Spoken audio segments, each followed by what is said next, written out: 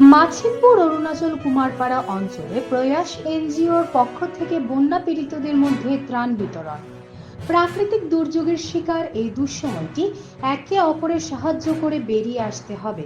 গতকাল প্রয়াসের পক্ষ থেকে মাছিমপুর কুমারপাড়া অঞ্চলে বন্যায় আক্রান্ত প্রায় 100টি পরিবারের মধ্যে ত্রাণ সামগ্রী বিতরণ করা হয়।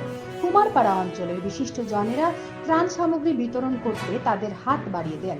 এতে উপস্থিত ছিলেন বিশিষ্ট সমাজসেবী তথা উদীয়মান যুবনেতা নবজ্যোতি পাল। সাথে উপস্থিত ছিলেন স্থানীয় পীযূষ কান্তি পাল, কানু রঞ্জন দাস, হিতেশ পাল, আশিস পাল, অমিত পাল, বিপ্লব নাগ, পাপ্পু পাল।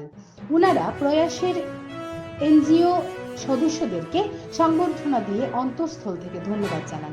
প্রয়াসের সম্পাদক শান্তনু রায় বলেন, বন্যার সময় অথবা বন্যা শেষ হওয়ার পর ছোট বাচ্চারা এবং বড়রা বিভিন্ন রোগে আক্রান্ত হয়ে থাকেন। তাই আগামী দিনে প্রয়াসের পক্ষ থেকে বিভিন্ন জায়গায় বিনামূল্যে চিকিৎসা শিবিরের আয়োজন করা হবে। প্রয়াস এনজিওর সদস্যদের মধ্যে উপস্থিত ছিলেন প্রয়াসের সম্পাদক শান্তনু রায়, শঙ্কর দস্তিদার, সৌরভ পাল, চিরঞ্জিত ভট্টাচার্য, দীপজয় চক্রবর্তী, সৌরভ চক্রবর্তী, নিবাস ভট্টাচার্য প্রমুখ। Assam prime time news 24x7 Shribas দাসের প্রতিবেদন।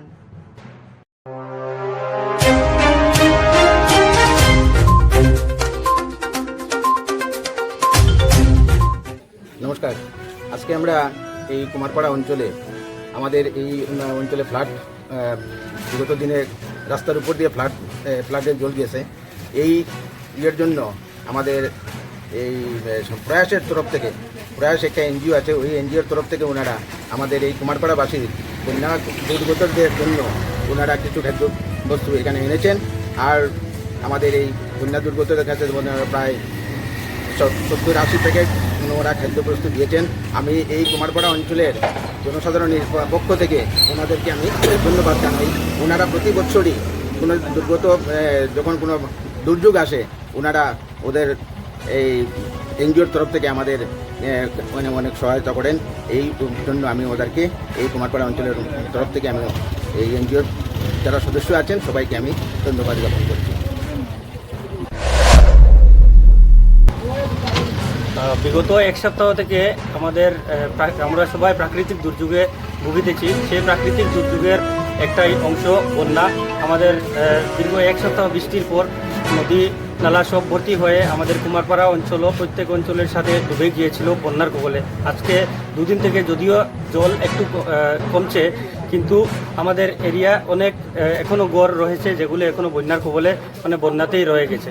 ওরা ঘর থেকে বেরোতে পারছে না। ওদেরকে সহযোগিতার জন্য আমাদের কাছে এসে উপস্থিত হয়েছে প্রয়াস নামক এক সংস্থা। সেই সংস্থাকে আমার অন্তরের অন্তঃস্থল থেকে তথা আমার কুমারপাড়া নিজ জনগণ জিপির তরফ থেকে ওনাদের সবাইকে আন্তরিক ধন্যবাদ জ্ঞাপন করি। কারণ বিগত দিনে ওরা এরকম আমাদের এখানে যখনই প্রাকৃতিক দুর্যোগ, বন্যা হোক বা করোনার পিরিয়ডে ওরা এসেছে। আজকে ওরা প্রায় 100 প্যাকেট এখানে বিতরণ করেছে। প্যাকেটের মধ্যে ছিল যেমন চাউল, ডাল, তেল, লবণ, আরও অনেক জিনিস ছিল। যেসব জিনিস দিয়েছেন সব জিনিসগুলি খুবই প্রয়োজনীয় মানুষের, এবং এই সময়ে যে মানুষ পেয়েছে তার জন্য মানুষ ওনাদেরকে অনেক আশীর্বাদ করবে সেটা আমি কামনা করি। আর আমাদের তরফ থেকে আবার ওদেরকে ধন্যবাদ জ্ঞাপন করি। ওদের যে সংস্থা আছে সেই সংস্থা সহ ওনাদের প্রত্যেকের উজ্জ্বল ভবিষ্যৎ কামনা করি। আগামী দিনেও যদি আমরা এরকম কোনো বিপর্যয়ে পড়ি ওনাদের সহযোগিতা আমরা পাবো বলে বিশ্বাস রাখি। ধন্যবাদ। নমস্কার। আমরা দেখেছি আমরা প্রাকৃতিক দুর্যোগের কারণে আমরা কীভাবে শিকার হয়ে থাকি। আমরা বিগত কয়েকদিনে দেখেছি বাড়ি বর্ষার ফলে আমাদের বরাকবিলিতে কীভাবে বন্যার কবলে আমরা পড়ে গেছি। ঠিক সেইভাবে আমাদের এই মাছিমপুর কুমারপাড়া এলাকাতেও বন্যায় প্লাবিত হয়েছিল, এবং আমরা আগের বছরও এইভাবে আমরা এই জায়গায় এসেছিলাম, কিছু সাহায্য করার চেষ্টা করেছি। আমরা একে পক্ষে কিছু করা সম্ভব নয়, একে অপরের যদি আমরা সাহায্য করি তাহলে এই দুর্যোগের সময় আমরা এই দুঃসময়টা আমরা কাটিয়ে আসবো। এটাই আমাদের প্রয়াসের সবসময় বিশ্বাস থাকে যে আমরা একা কোনোদিনও কিছু করতে পারবো। সবার সহযোগিতা মিলে আমরা যদি অল্প কিছুও করতে পারি, আমরা সেইভাবে বড় কিছু আমরা করতে পারি না জানি, আর এটা সম্ভবও নয় কোনো একটা এনজিওর পক্ষে সেইভাবে বড় কিছু করা।